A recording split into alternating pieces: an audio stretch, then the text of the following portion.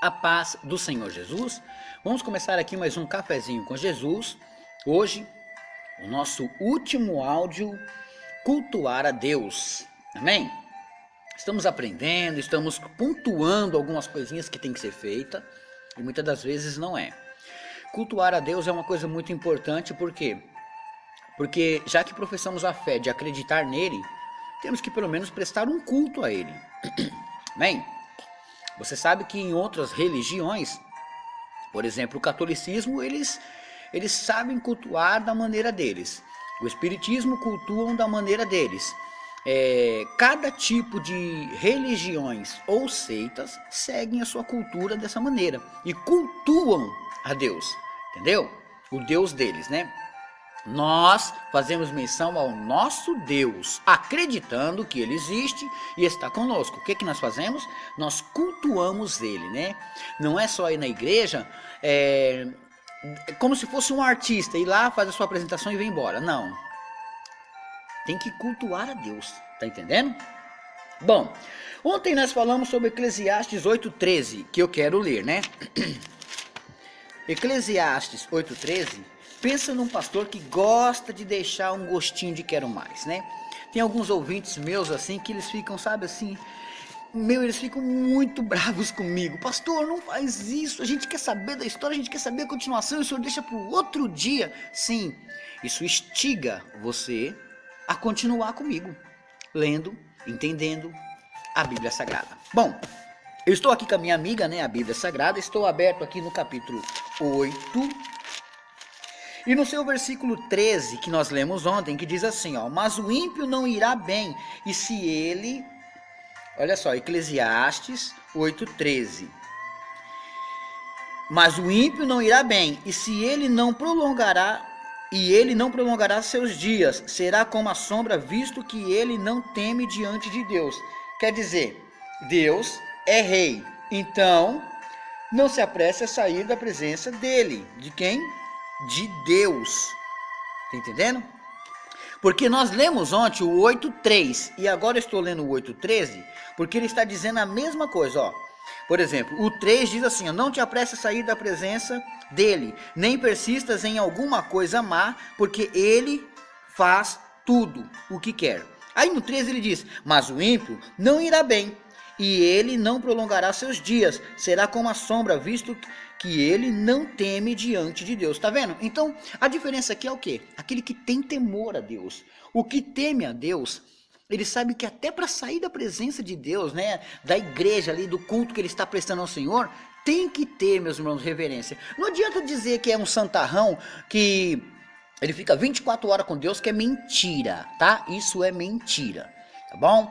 É mais fácil acreditar naqueles homens das montanhas que ficam o tempo todo ali cultuando da maneira deles, porque são destinados àquilo, né? Eles gostam de viver assim, mas não esses cristãos de hoje que falam que fica 24 horas ligadinho em Deus. Mentira mesmo, né?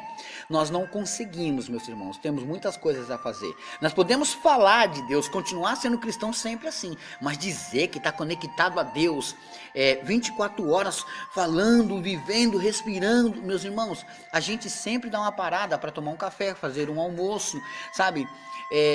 Vários tipos de coisa que a gente desliga do que estava fazendo. Então não adianta dizer que faz. Mas existe um horário, um momento que podemos se juntar a outros e cultuar, né? Abre a sua Bíblia comigo em Salmos 68:26. É só você voltar um pouquinho.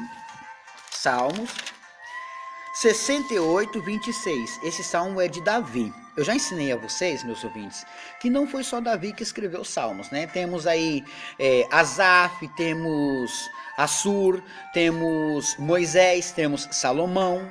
Então, não foi só Davi que escreveu os salmos, né? Dá a impressão que os 150 salmos foi escrito por Davi. E não é. Bom, no capítulo 68, no seu verso 26, diz assim, ó, celebrai a Deus nas congregações, ao Senhor desde a fonte de Israel. Significa que temos que celebrar a Deus nas congregações. Bom, celebrar é jubilar, é cantar, é se alegrar, é bendizer de Deus. Então quer dizer, quando nós vamos para a casa do Senhor, nós temos que se alegrar mesmo. Vai entoar um hino, a gente começa a louvar o hino, a gente vai cantar o hino da harpa, a gente vai cantar os outros hinos, aí de repente alguém vai contar um testemunho, a gente vai se alegrar com o irmão que recebeu aquela vitória, ainda que nós não tenhamos recebido a nossa, estaremos todos em comunhão, que é o mais importante, porque tem muita gente que não tem a comunhão, meus irmãos. Dizem, né? Dizem eles: ah, não, eu tenho comunhão sim, eu vivo bem com meu irmão, a gente até conversa bastante. Errado, meus irmãos, tá entendendo? A gente tem que entender que a interpretação da Bíblia não é assim não, como a gente vai pensando, sabe? A gente vai pensando que é do jeito que a gente aprendeu de boca dos outros, né? E não é assim. A gente tem que entender que a Bíblia Sagrada tem muito a nos ensinar sobre comunhão, né? Eu gostaria de mostrar a vocês assim um lado da comunhão. Por exemplo, né? Ó, vamos dar uma olhadinha em Hebreus capítulo 10. Vamos lá? Hebreus. Lá no finalzinho da Bíblia, né? Hebreus 10, versículo 24 e 25. Olha só o que diz, ó. E consideremos-nos uns aos outros para nos estimularmos à caridade e às boas obras, não deixando a nossa congregação, como de costume de alguns, antes admoestando uns aos outros, tantos mais quanto vedes que vai aproximando aquele dia. Quer dizer, nós temos que ter isso então como comunhão. Eu já li esse versículo também, né? Mas é muito importante você entender que isso é comunhão, meus irmãos. Tá entendendo? Então, nós entendemos claramente que a comunhão ela é muito importante, meus irmãos. Quer ver mais? Olha só. Quer ver? O que a Bíblia nos fala sobre comunhão com irmãos, meus irmãos? Olha só. Abre a sua Bíblia comigo em Atos capítulo 2. Vamos lá. Atos dos Apóstolos, capítulo 2. No seu versículo 44 a 47 diz assim, ó. E todos os que criam estavam juntos, olha a palavra juntos, e tinham tudo em comum. Opa, juntos e tudo em comum. Olha só que forte. E vendiam suas propriedades e fazendas e repartiam com todos. Opa! Segundo cada um havia de mister, né? Versículo 46. E perseverando, unânimes todos os dias no templo, e partindo o pão em casa, comiam juntos com que? Alegria e singelezas de coração. Versículo 47, último. Louvando a Deus e caindo na graça de todo o povo. E todos os dias acrescentava o Senhor à igreja aqueles que haviam de salvar. Deu para entender? Que forte, que lindo, meus irmãos. Isso sim é um grande trabalhar. É uma comunhão. Viu aí? A gente tem que fazer isso, meus irmãos. É procurar, meus irmãos, agradar a Deus. Desse jeito. A igreja crescia. Porque todos eram unidos e fortes. Deu para entender? Agora, vamos para aqui mais um versículo. 1 Samuel, capítulo 22. Vamos lá. 1 Samuel.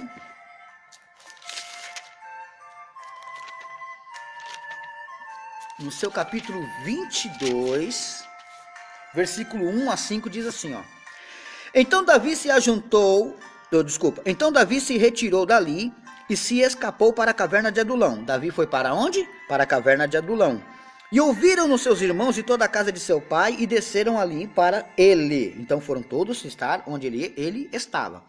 E ajuntou-se a ele todo homem, olha só, que se achava em aperto, e todo homem endividado, e todo homem de espírito desgostoso. E ele se fez chefe deles, e eram com eles uns 400 homens, né? E foi-se Davi dali a Mispa dos Moabitas, e disse ao rei dos Moabitas: deixa estar meu pai e minha mãe convosco, até que saiba o que Deus há de fazer de mim. E trouxe-os perante ao rei dos Moabitas, e ficaram com ele todos os dias que Davi esteve no lugar forte. Porém, o profeta Gade disse a Davi: não fiques naquele lugar forte, vai e entra na terra de Judá. Então Davi foi e veio para o bosque de Hererete. Bom, deu para entender que Davi ele montou uma igreja, né? Vamos chamar isso aqui de igreja. Qual era o nome da igreja dele? Igreja Pentecostal Caverna de Adulão. Bom, esta igreja tinha com ele 400 homens, né? E a sua família. Aonde eles adoravam a Deus, né? E falavam de Deus. Por quê? Porque era o que ele fazia, né? Mas agora, Davi, meus irmãos, tem que procurar daqui assim, fazer a vontade de Deus dessa maneira. Por quê? Porque ele sabia que Deus ia exaltá-lo, então ele foi e ajuntou aquelas pessoas. Deu para entender? Esse foi o agrado de Deus na vida dele, e Deus o exaltou. Então, nós finalizamos aqui como? Entendendo que Davi, ele foi para um lugar. Lá se ajuntou muitas pessoas que estavam o quê? Com aperto na vida, endividados, com vários problemas, e Deus os exaltou. Deu para entender? Assim é a igreja, meus irmãos. Mesmo que estamos com problemas, só Deus pode solucionar. Venha para a igreja, tá? Os 400 membros da igreja de Davi estavam com eles e creio que Deus os abençoou, porque Davi foi próspero, né? Não dá para dizer que eles não foram, então Deus os abençoou. Muito bom isso, meus irmãos.